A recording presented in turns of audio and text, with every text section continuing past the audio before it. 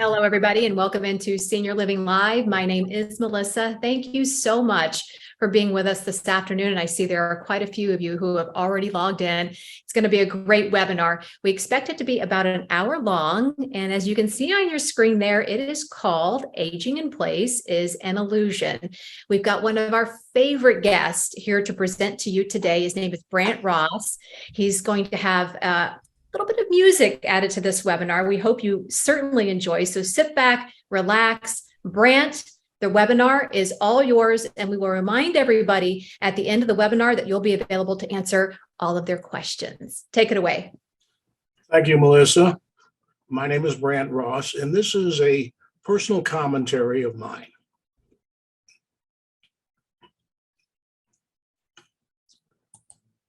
Since early February of 2020, our world has changed. Everyone has been impacted substantially. No matter who you are, what you do, and where you live, your life has changed dramatically.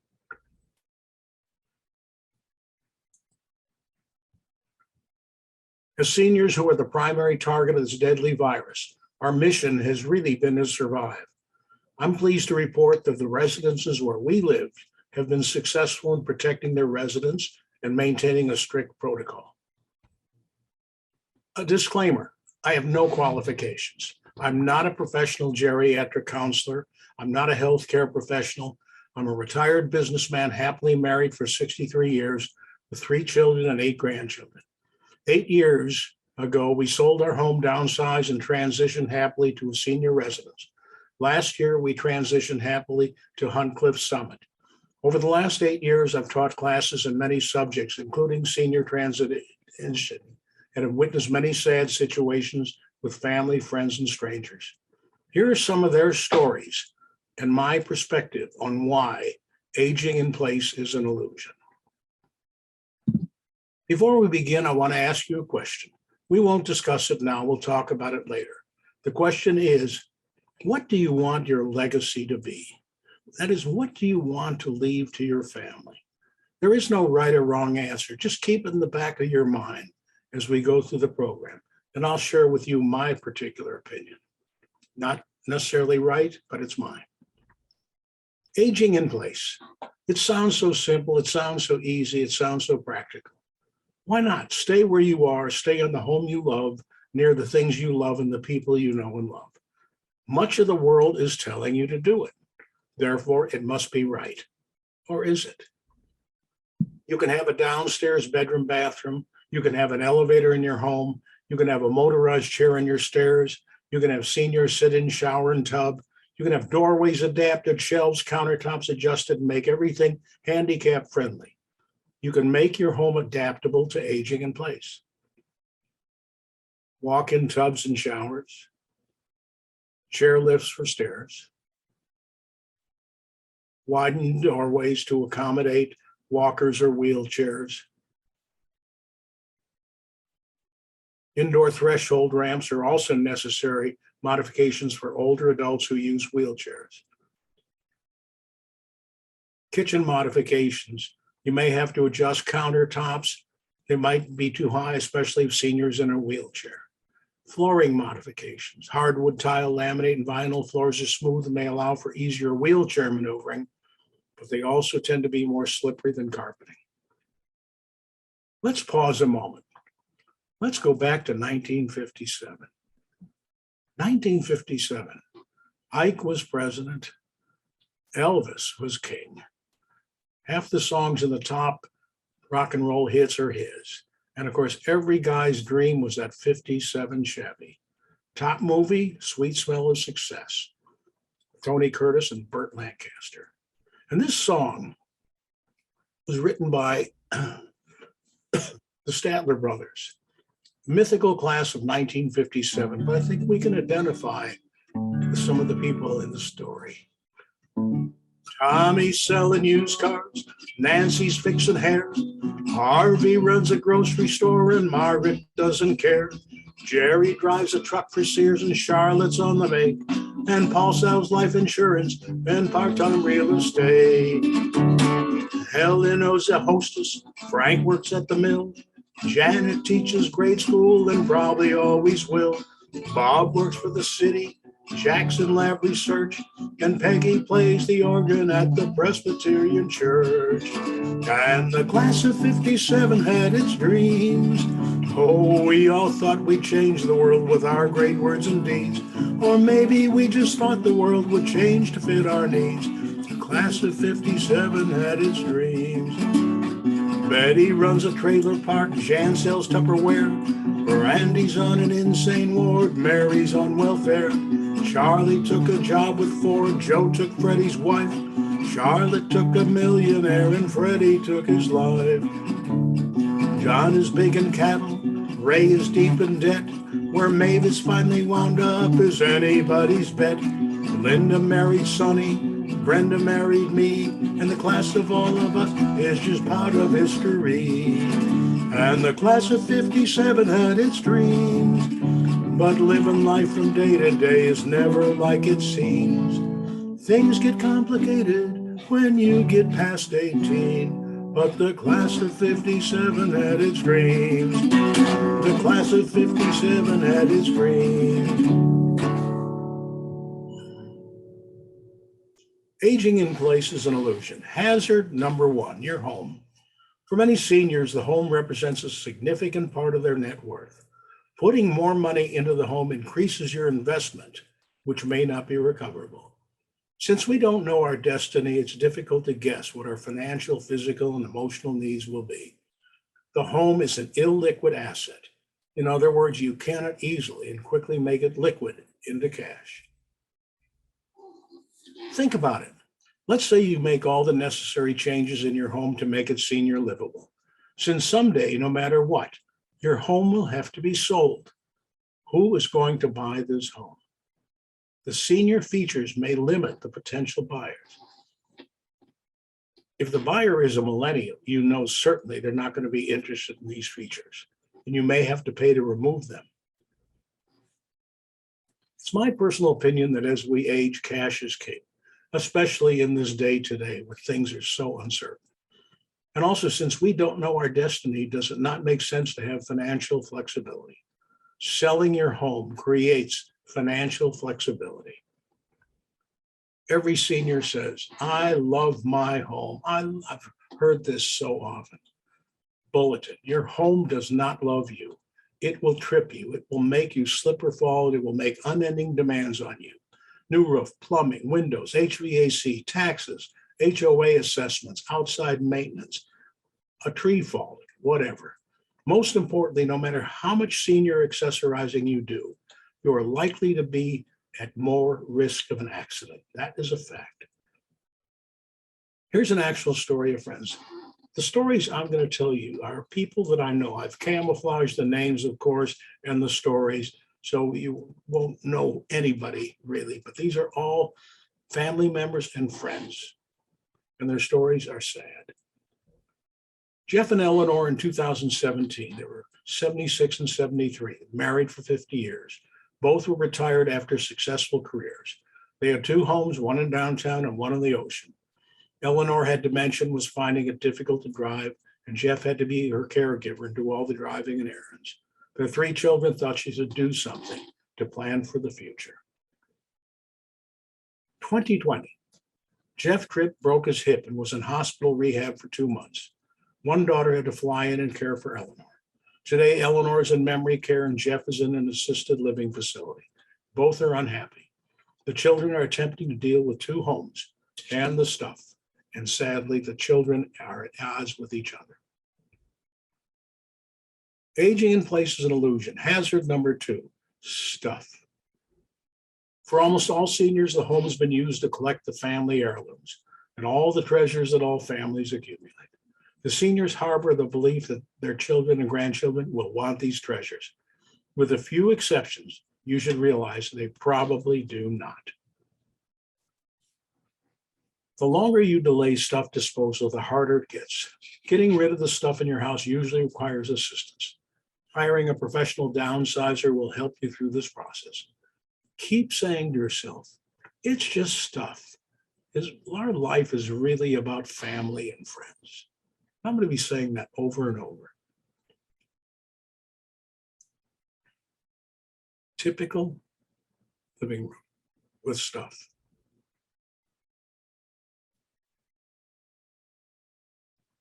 Sam and Margot, 2018, both 75, lived in a large suburban home where they had lived for 40 years.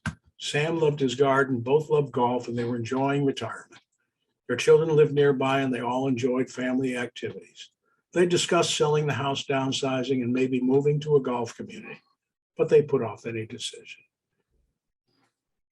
2021, Sam died of a sudden heart attack 6 months ago. Margot has been traumatized, has become reclusive and unhappy. She refuses to engage in activities or any attempts to move or dispose of stuff. The children are becoming increasingly frantic and concerned about Margot's well-being. Everyone is angry.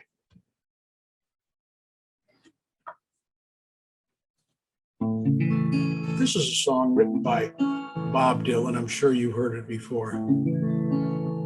May God bless and keep you always. May your wishes all come true. May you always do for others and let others do for you. May you build a ladder to the stars, climb on every rung. May you stay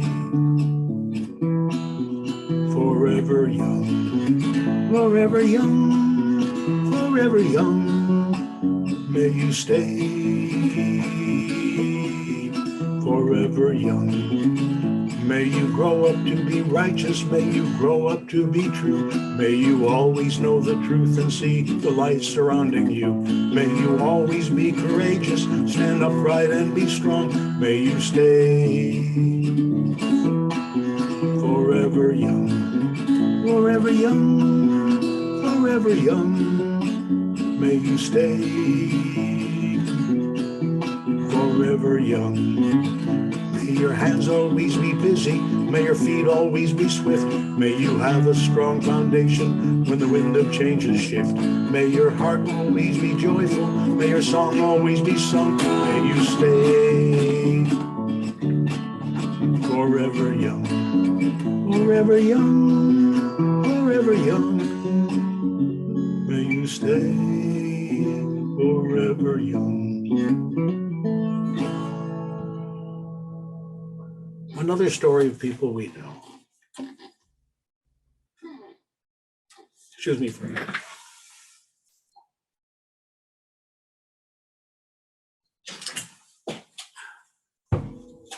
Bill, 2019, age 80, had a successful business career, then a retirement, and traveled the world for many years. His wife passed away years ago, and he dates occasionally. His children live locally, and though grown adults, they are needy and await their eventual inheritance. Bill contributes to their support as well as their children and is troubled by their dependence on him. He lives in a 12-room home in need of much work. 3 months ago, Bill was diagnosed with cancer. He's undergoing radiation and chemotherapy and is debilitated and needs home care. His middle child called recently and asked, how much would they receive upon his death? He was tormented by this. We talked for weeks about this. He's increasingly isolated and in constant pain physically and emotionally. He finds it more difficult to make any decisions. The children are waiting and waiting. Hazard number 3, family. If you have family, here's what generally happens. Every decision that you do not make about your life or lives may end up being decided by your family. If there are multiple family members, there's a high probability of disagreements. These disagreements can polarize the family and create long-standing issues. Is that what you want for your legacy? If you have one child, decisions not made by you may cause undue hardship on that child, especially considering their own job, family situation, and location. If you have more than one child, it's likely that one of the children will have a disproportionate burden on them, perhaps causing a breach in their relationship. Again, every decision that you do not make is a potential threat to family harmony. For example, an unsold house. One child wants to sell it, one wants to rent it, one wants to keep it and live in it. If you have no children, some relative may have to step in and make decisions. Choosing your next home is a complicated process. Whether you choose an apartment, a smaller condo, or a senior residence, there's a lot of research you need to do. Doing it under stress as a result of an illness or accident creates family trauma. Frequently, we see families come to town under time pressure to find a quote, home for mom or dad. All too often, the choice is quick and inappropriate. It is better for you to choose your own home. Another story of people we know. Janet and Sam, 2019. Sam, age 75, had sold his business, and he and his wife, Janet, were enjoying retirement. They lived in a large suburban home and were able to travel extensively. They'd talked about downsizing and moving into a smaller condo since they were spending so much time away from home. Their two children lived in different cities and would visit occasionally. 2022, Sam died a year ago, and his wife is having trouble adjusting and is still mourning. She states pragmatically that, quote, my husband died and did not take his stuff with him, unquote. She said this to me when I did a program once, and she was serious about that. She's a recluse and participates in no activities and wanders through her large home looking at stuff. Her children call occasionally but do not visit, since they feel helpless since their mother is not receptive to any suggestions or help. Hazard number 4, socialization. Healthcare professionals agree that socialization is one of the greatest senior health benefits. Aging in place can cause reduced socialization. Socialization while aging in place puts a greater need on driving, which can be problematic. Reduced socialization can cause diminished interactive skills. Home health care, and I do not mean to diminish the services of home health care specialists. They can provide needed resources, but they usually can't provide the interaction with peers. We're members of the greatest generation and the silent generation. We have many common bonds, shared experiences, and many stories to share with our contemporaries, family, and friends. Another story of people we know. Nancy, 2018, age 73, young, retired from a successful business career. Her husband had died 5 years ago and left her financially secure. She lived in a large suburban home and was active in the community and volunteering. She had an active social life and would travel frequently with friends. Her two children lived in the Midwest and had their own businesses and active families. Last year, Nancy broke her hip while shopping. The surgery was unsuccessful and had to be redone. She's in constant pain and unhappy. Her children flew in and convinced her she must sell her house and move. They spent one day home shopping for mom and moved her into an assisted living facility. She's unhappy with no one to talk to. House is full of furniture and stuff and is on the market. Alert, change of subject. I am not a financial advisor, and I'm only passing this on as a personal suggestion. If you have multiple investment advisors, multiple banks, scattered accounts, I suggest you simplify and consolidate. I also believe that your investment structure, as guided by your advisor, should be conservative and reasonably liquid. Also, be sure to check any advisor that you use with FINRA. FINRA, what is FINRA?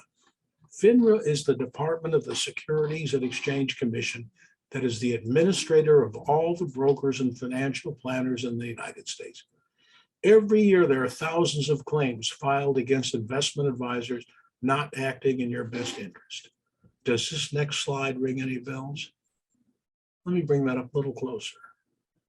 Bernie Madoff. This is an actual statement that he sent out to his clients. The way you check it, and it makes sense to be sure, I don't care whoever your investment advisor is, go to FINRA website. In fact, all you have to do, Google broker check. That's all you have to do. It will take you to the FINRA website. Broker check. You know, you just enter the name and location of your broker, and you'll find out a lot about it. I hope it's all good. Selling a home is a lot different than it used to be. Buyers are different, the process is different, and things that didn't matter to us years ago now matter to buyers of today. Here's what we did. We hired a home inspector to inspect our home from the eyes of a potential buyer and from the perspective of a bank and all the agencies who administer the process. Sounds crazy, but hiring a home inspector will give you insight as to what you need to do to make your house saleable, meeting all the safety standards, the requirements of any sale. Let me give you an example. The codes have changed. The electrical and plumbing codes are all different today than they were 5 to 10 years ago. And any bank will not finance it if the codes are not being met. By hiring your own inspector, cost will probably be from $500 to $700. You will avoid last-minute surprises and deal killer issues. So the last thing you want to do is to have a deal crater at the last minute. You'll probably learn things you didn't know about your home, and then you should consult with your real estate agent what to fix and what not to fix. At the very least, you will know what the problems are and begin in an orderly way to fix them or ignore them. One of the common problems is mold, often unseen, and it is a frequent deal killer. Radon is another issue. For example, every house has mold in it. If you have any water appliances, there's mold there somewhere. It can be easily handled. But the point is you have to know about it and fix it ahead of time. Update. The real estate market has changed dramatically. In just a short time, we've gone from a seller's market to a buyer's market in less than a year. Mortgage rates have doubled and house prices are dropping accordingly. Inflation is worsening and by all accounts will continue. Continuing to procrastinate on putting your home in the market is problematic. Let's talk about stuff. Here's a few suggestions on getting rid of stuff. Here's what we did. We went to an office supply store and bought packs of sticky labels and put them on everything in the house. Green, we keep it, little circular labels. Green, we keep it. Yellow is for our kids. Red, it's for sale. We Skyped with our children, walked around the house, and they selected what they wanted. We marked the yellow labels accordingly. We told our children they had 4 weeks to come and get their stuff, or the yellow labels would become red labels. Then we planned our move, making sure that we wanted the green stuff. That's the hardest part. You really have to pick out things that you need, not just that you want to carry along with you. It'll make your move so much more difficult. Wherever you move, you'll probably be moving into a smaller home, condo, apartment. Your furniture will probably not fit the size, decor, and layout of the new place. Once you've selected a new home, I suggest that you buy new furniture to fit it. Put everything else into an estate sale with a professional downsizer. Professional downsizers can help you with so much. They have so much experience in this area. I love this cartoon. No way, we are not moving old rocks into a new cave. I can just see my wife saying that. Let's take a moment to talk about storage units. I can't believe how many people have storage units. And you see them all around town.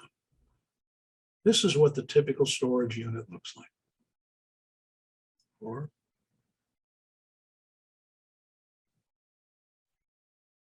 love this cartoon. One day, son, this will all be yours.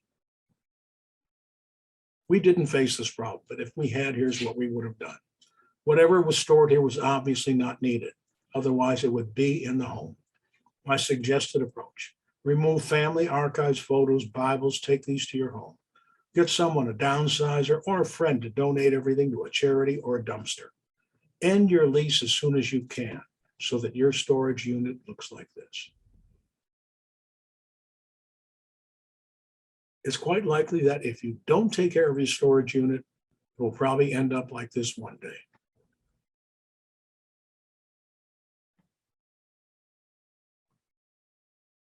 Suggestions for downsizing. It's not easy.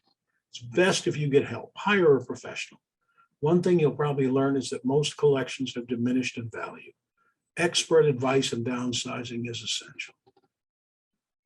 Start today. Since all of us are in various stages of isolation, this is a perfect time to begin downsizing.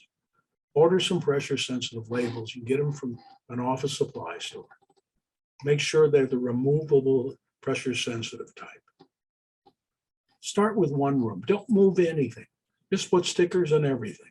Green, I keep. Yellow for the family. Red, it's gone. Finish one room at a time and don't stop until you're done. Again, don't try to move anything. All you do is label. It'll help you so much through the process because this is a difficult process. Create your own rules. Here are a few of mine. Clothes, if it doesn't fit, it's gone. If I haven't worn it in a year, it's gone. Books, if I've read it but treasure it, then I keep it. If I haven't read it, and I'm sure I will, then keep it. Everything else goes. Pictures and photographs. Do yours look like this?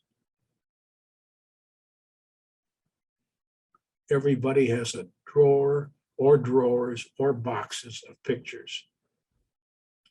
If you have pictures in boxes and total disorder, here's what my wife did, an absolutely brilliant idea. They don't have to be in order. They don't have to be sorted, organized. Take a problem and make it into a solution. Make a collage. All you do is take the pictures. Don't try to organize them in any way, unless you want to. You can do that, make it one for each child or whatever. But my wife started making this 25 years ago. They are family treasures. It gives you a way to enjoy old pictures and something your kids will enjoy. And it will enable you to make something that is a problem into a wonderful solution. Where you want to live, it's a very personal decision guided by many aspects of your life. Family, career, activities, interests, hobbies, financial circumstances, health, your doctors, medical facility, your church, etc. In my opinion, being near family members and friends and doctors was most important. Where you want to live means what country, what state, what city, what locale, what community. Where you want to live means house, condo, apartment, senior residence. It also means you want to live near family, friends, ocean, golf, etc. It also means what can you afford? First decision, you're looking at senior residence, everything is either rent or buy. This is a personal choice. We had decided that we did not want to buy an apartment, home, or condo. Our objective was to simplify, consolidate, and be liquid. Therefore, we concentrated our search on senior residences that were rental properties. Think about your future. You have essentially two future choices. Stay where you are, continue to age in place, and take the risk of isolation and health hazards. Be aware also that aging in place and people can have in-home health care. It can cost $20 an hour or $15,000 per month. Think about it. Or you can move and downsize to either a rental community or a senior residence. My opinion, life is about family and friends. And the most important aspect of senior life is socialization. Your stuff is just stuff. How important is good health? It's unanswerable. Good health means everything. The older we get, financial flexibility and liquidity become necessary because they create options. Some may say the future is bleak, is it not? I say the future is different. In many respects, it's better. It's about family, friends, living and learning, appreciating art, music, nature, and attending senior classes like this one. It's no longer about things.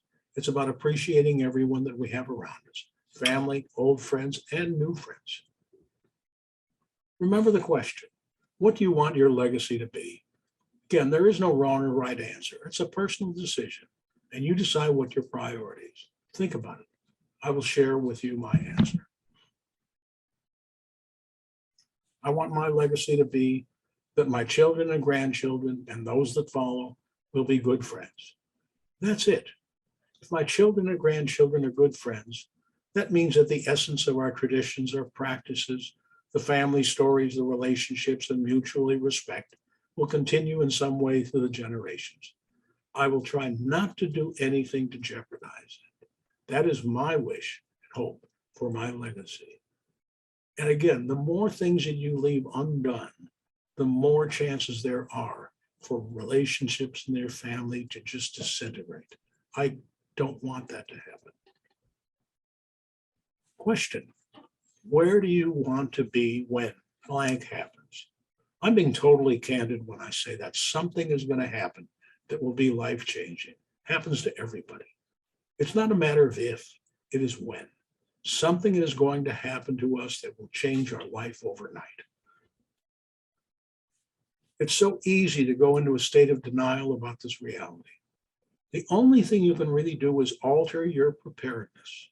I believe that moving to a senior residence gives you the opportunity to enjoy life in a safe, secure, and socially active environment. When I hear someone say, "I'm too young," I want to sing you an Alan Jackson song.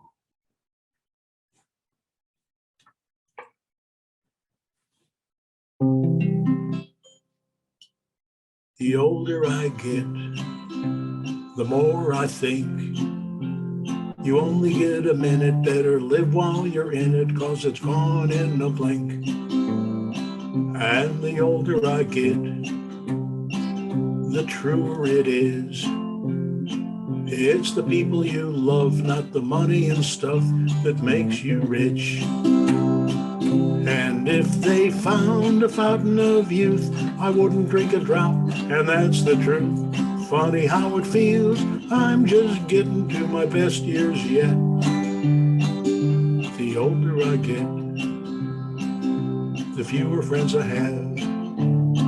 But you don't need a lot when the ones that you got have always got your back. And the older I get, the better I am at knowing when to give and when just to not give a damn. And if they found a fountain of youth, I wouldn't drink a drop, and that's the truth. Funny how it feels, I'm just getting to my best years yet. The older I get, and I don't mind all the times, from all the times I've laughed and I've cried, souvenirs and little signs of the life I've lived. The older I get, the longer I pray.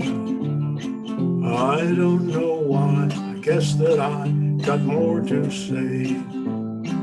And the older I get, the more thankful I feel of all the life I've had and all the life I'm living still.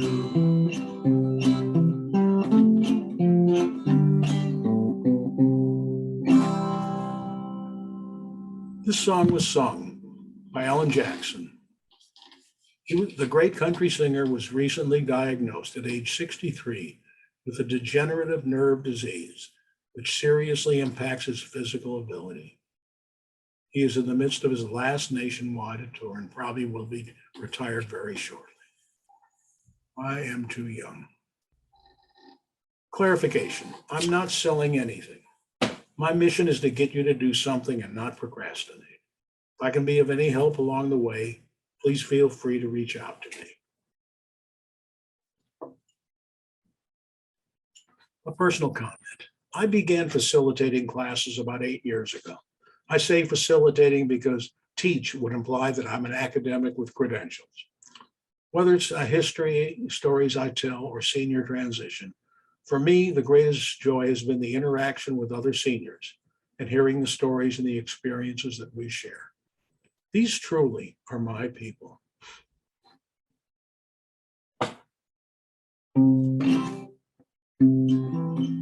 These are my people. This is the land where my forefathers lie. These are my people. In brotherhood, we're heirs of a creed to live by. A creed that proclaims that by love one blood stains. This is my land, and these are my people. These are my people. They were born on and live by the land. These are my people, and their cities were raised by hard-working hands. And their faces do tell that they're holding on well to this their land. Yes, these are my people. These are my people. These are the ones who will reach for the stars. These are my people. That a light of the earth, you can tell they are ours. A new step to take, a new day will break for this my land. Yes, these are my people, for this my land. Yes, these are my people. Thank you for attending this program. If you have any questions, don't hesitate to give me a call. My number's listed there, 404-680-1969. My email is brandtross@bellsouth.net. My website, brandtross.com. Thank you again for coming. And now I'm going to open up for questions. Excellent job, Brandt. I ask everybody who's watching now to maybe raise your hand if you saw yourself in the examples that Brandt gave, or know of somebody who sounds just like the examples that he gave throughout the presentation. I know I can raise my hand maybe a couple of times. I think quite a few people are probably raising their hands right now. Brandt, again, wonderful job. This is the best part of the webinar, guys. Well, maybe the second best, because that was a really good webinar and the music was quite enjoyable. This is Q&A time for you to ask any question that you may have for Brandt. Maybe even just pick his brain in terms of what he and his wife do on a day-to-day basis at their senior living community. Maybe some of their personal experiences on that end beyond what he has given us here today. The best way to do that is to scroll down to the bottom of your screen where it says Q&A. You can click on that box, type out your questions there, and I will be happy to read each and every one of those to Brandt. We've got about a little less than 30 minutes remaining. We're going to go to the top of the hour, so you have plenty of time to get your questions in. So we have from Janae, thanks for the great songs. How many places did you have to tour before you found the right place? And that's talking about the senior living community, Brandt. That's a really good question. I had a distinct advantage because having done classes and programs at many of the facilities, I was familiar with them. You can do an awful lot of work online. You should spend some time and visit any facility that you're interested in just on the web. And you're going to, first of all, find a location that you want to be, which will help you winnow out the opportunities. And then what you want to do is you want to win it down to maybe, I would say, about 4 or 5 properties. And I'm going to give you a tip on one of the best questions to ask. Obviously, you want to look at the rooms. You want to determine what the price is, what you can afford. You want to find out about the food and things like that.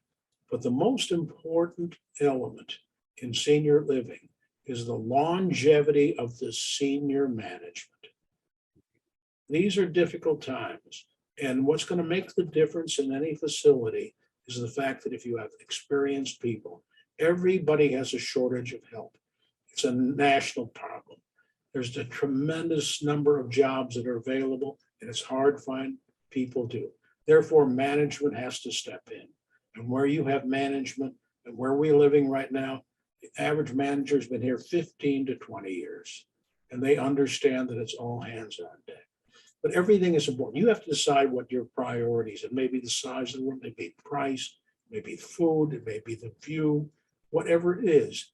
Make sure that whatever your priorities are, include as number one, the seniority of the management.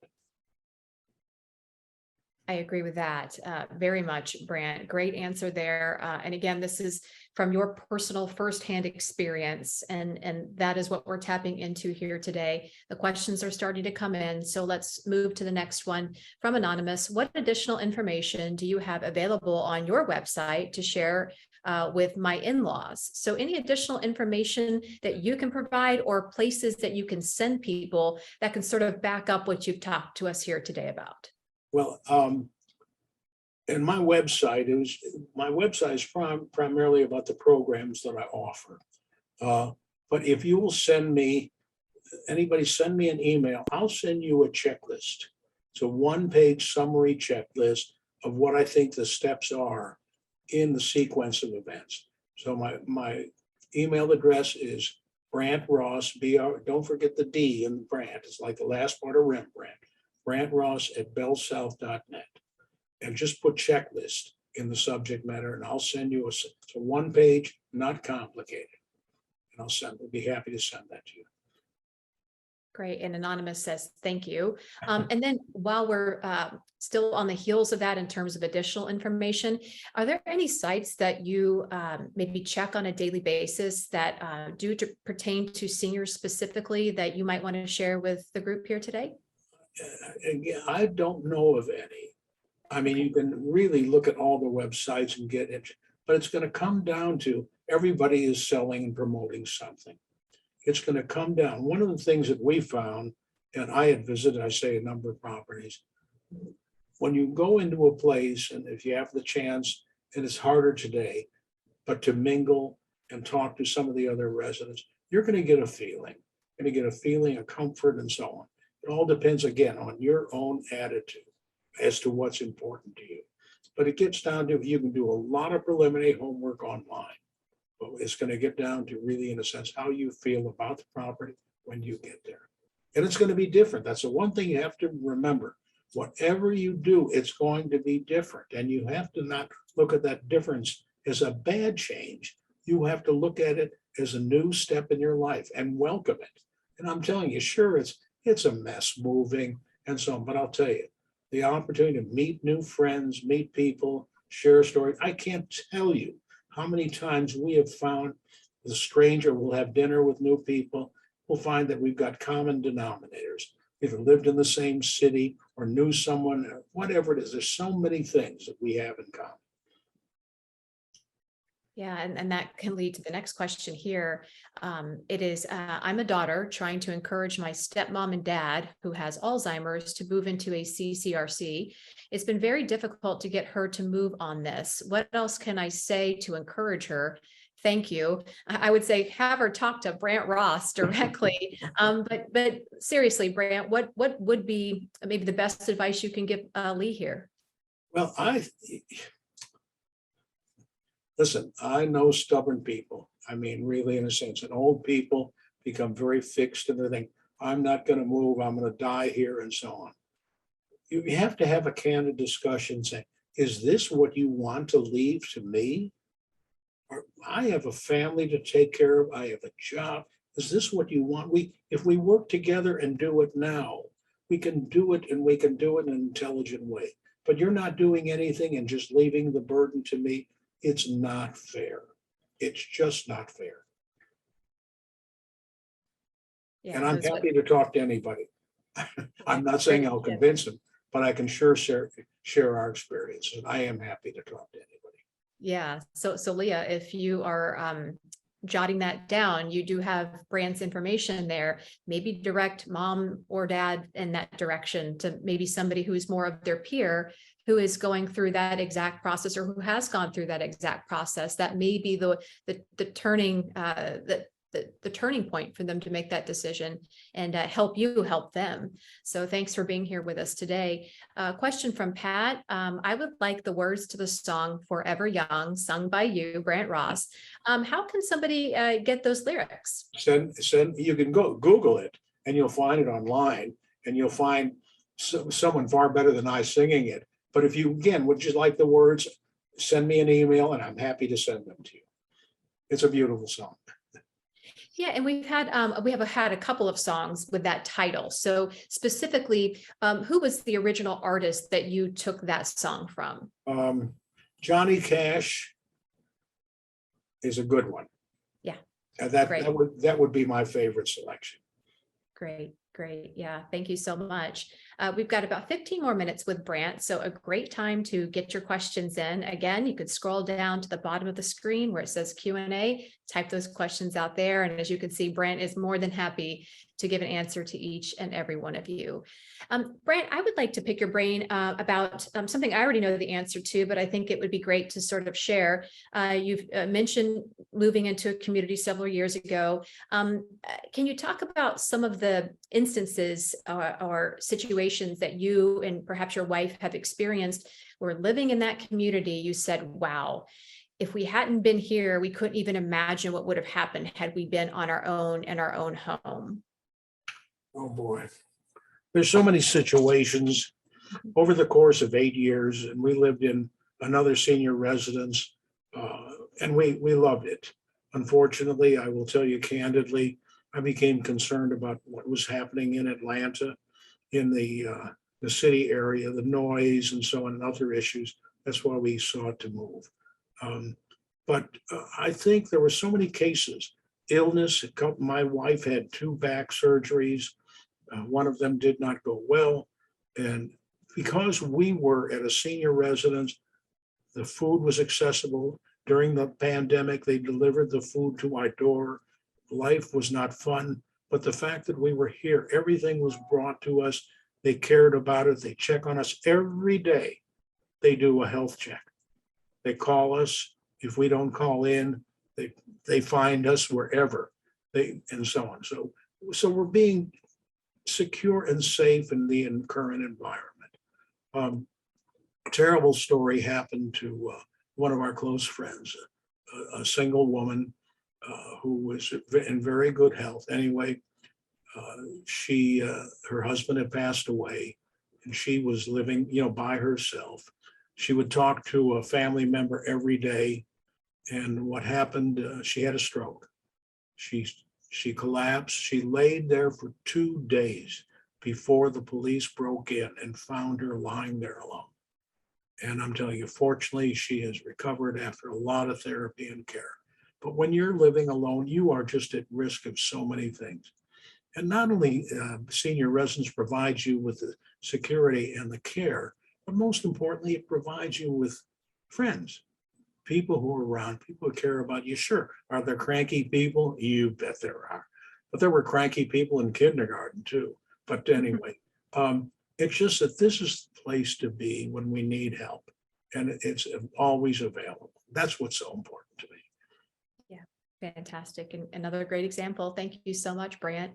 Another question from Anonymous. Are you sitting in your apartment or one of the sitting rooms in your facility? Either way, it looks very comfortable and comforting. Well, thank you. Shows you what a few cheap shelves from Office Depot can do for you. No, this is what I call laughingly my office, because I do a lot of work here. I do a lot of reading because I teach primarily history classes, and I'm a big reader of history and so on. No, this is my office. It's a very small. It's probably about 8 by 6 or 8 by 8 or something like that. But it's perfectly adequate. You get used to living in smaller spaces. And it's more important that we really conserve our resources, not buy a lot of extra stuff. My wife we have a 2-bedroom apartment. One of the bedrooms is her studio, and she does just remarkable things in all types of crafts and so on. So we're both engaged, and we have really, it's really a wonderful senior life. We're able to do the things like bridge. She likes knitting and so on. And there's so many things that are always going on, and you can learn new games. I just think it's a great way to have the senior experience. Yeah, great. And Brandt, was there, we talk about don't wait until it's too late, right? Don't wait until there's an emergency where the person who has to go to a senior living community doesn't really get a say. The family just has to get them there. So was there an incident, or was there something that happened for you and your wife that caused you to want to move into senior living? Or was that a choice that you made over the course of time and said, it is now time for us to make this move? That's a really good question. I had an epiphany. We were living in a great condo in Buckhead, a 3-story condo, 3,000 square feet, filled with our stuff. And one morning I woke up and I said to myself, what? And I've got my family, the male side, have history of heart issues. And I had a heart attack many years ago. And I said, what if something happens to me and Ginny has to deal with this and all this stuff? And I said, I can't do that to her and to my kids, because they would pitch in, and they've all got their families and they're gainfully employed. I said, I just can't I can't make that my legacy. I said, now's the time. We don't need stuff anymore. What we need is the opportunity to be able to do things, see people, and so on. So, and I will say there's not many people look at it that way, but I urge men to do that, to look at really in the sense of the situation they're in, because we don't need lots of stuff anymore. We really don't. I mean, here's most of my stuff right behind me. And speaking of all that stuff, Yeah. how did you and your wife Jenny sort of attack downsizing? Because as you said, you can get a professional to help out, right? Maybe somebody doesn't want to spend the money on a professional. They want to try to do it themselves with their family members. How did you manage to do it, and how long did it take you? Well,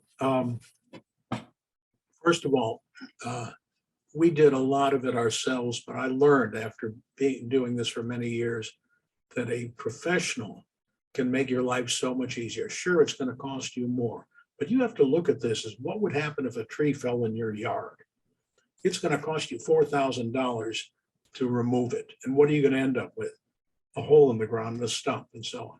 What you're going to do is, if you hire a professional downsizer, and I know many of them, they're going to make your life so much better. They're going to make the transition better. And that's really what you want. What you want to do is take a difficult transition and make it as easy as you can, because these are people who know all the drill. They know everything about this. They can tell you, look at a collection you have. You're going to say, oh, I want to sell it on eBay. Forget it. So much stuff is just has so little value today. And that's why having a professional guide you through it makes, and same thing with a professional real estate agent. You really, in a sense, need that help. I'd say don't try and do it yourselves. It's too hard. And the usual thing that you're going to happen, you're going to quit because it's too tough to do and it's too easy to get out of. So did your family help you select your senior living community, or did you choose that yourself? Did your wife choose that? Was it a collective choice? How did that happen? It was my wife and I. We decided we wanted to choose our own home. Our kids would have jumped in and helped us. We didn't want to ask them to do it because we wanted to pick something that felt right to us. Your kids have come at it from a different perspective. And we did. We were very successful. We've lived in two wonderful places. And I want to say also at this point that the first place we went to was managed by the Arbor Company, and they are a wonderful company. No, I know many of the people there. It's a family-owned business. They're just a great group of people. Yeah, well, we thank you for passing that along very much. We wish we still had you, but we understand your desire to want to move a little bit further outside of the actual city center where you were located with the Arbor community you were with. And we miss you on that end, but we're glad that you can stick around and be a part of our conversations regarding senior living on Senior Living Live. So we've got a question that has come in here towards the end of the webinar. We've got about 7 minutes remaining if you want to get your question into Brandt. This one comes from Helene. My children have been pushing me because I live alone and they all live in the Northeast. So I've been researching and visiting. So how do I find a downsizer? If you'll email me, or if you're not on computer, call me and I'll be happy to give you the name. Some people I recommend who I've worked with for many years, I'm very comfortable with. Awesome. Yeah, I appreciate that. And Helene, I hope that will give you a starting point. Brandt is certainly a wealth of knowledge, and he would be your guy. I would absolutely direct anybody to you, Brandt. And Brandt, on that end, do you mind pulling up that last slide if you can with your contact information so that everybody can see it one more time? Jot that information down as they've continued to listen to these questions. More questions may have come up in their head that they would like to get your contact information for. So while you're pulling that up, I will let everybody know that this webinar will be available starting tomorrow in the email that you use to RSVP for this webinar. So check your email probably mid-afternoon, and you can share that link with your friends, your family. You can watch it again over and over again and jot down all this additional information that you see here from Brandt Ross. So Brandt, what are we looking at here? You should be seeing a slide. Is it up? That has it is. Yeah. And can you give us your phone number? Yes, it's there. 404-680-1969. And my email address is brandtross@bellsouth.net. Perfect. And we'll leave that up for a couple more minutes. We'll leave that up for now. One final question for me as we wind this down, Brandt, and that is anything else that you want to send in passing as we wrap up this webinar that you feel everybody here, maybe the sons, daughters, or the individuals themselves, your peers who are looking at moving into senior living, what is one final takeaway you'd like them to have? Don't wait. Don't wait. Whatever your age is, it doesn't make any difference. In this precarious world that we're in right now, and especially with housing prices dropping now, mortgage rates and so on and so on, don't wait. Start the process. It's not going to get any easier. It's only going to get harder. My final message would be, please don't wait. And if I can help along the way, please don't hesitate to reach out to me. Awesome. Fantastic. Just wonderful knowledge from you, Brandt. Brandt Ross, by the way, everybody, is who started our very first Senior Living Live webinar when we started this format a couple of years ago, right, I guess, in the beginning of the pandemic. You were just a ray of sunshine at that time for everybody who was locked indoors, Brandt, and you're certainly a ray of sunshine still to this very day. And we are so thankful that you're a part of our team and that you have come on once again to share all of your knowledge about senior living. Thank you so much. Thank you. Thank you. Again, for those of you watching, don't forget that link to this webinar will be available in the email you used to RSVP for the webinar today with Brandt Ross. And of course, if while you're waiting for that link, you want to check out more information about senior living, head on over to our website. It's www.seniorlivinglive.com. As always, we appreciate you being a part of Senior Living Live and a part of our conversation today. Have a great day, everybody.